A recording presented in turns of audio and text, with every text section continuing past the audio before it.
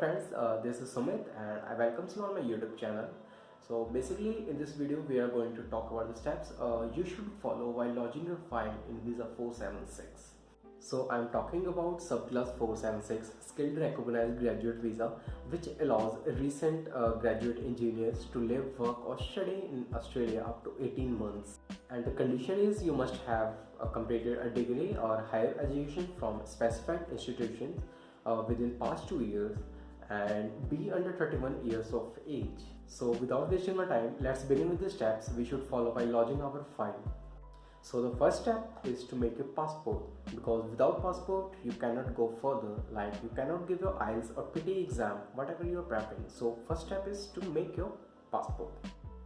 After applying passport, it will take approx 15 to 20 days to arrive. So the second step is to create an account on MA account by selecting Visa 476. So the point 3 is after getting your passport, you can schedule your IELTS or PT exam. So the fourth step is to get a PCC, means Police Clearance Certificate. I will suggest to make a PCC before lodging your file. So after getting result, you can do the fifth step, that is scan your all document.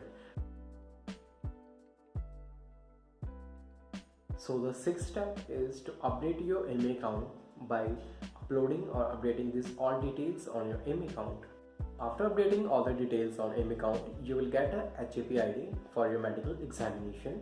What you have to do is you have to take the printout of that paper and you have to go to specified hospitals where you will get your health examination done.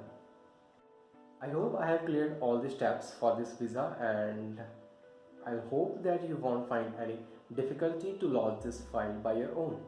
So in the next video I'll tell you how to make your passport or your PCC, and how you can schedule your IELTS or PT exam, and how to fill up the form 80, and the main thing, how to create your MA account. So thank you, and I also request you to, if you are new to my channel, just subscribe and like this video.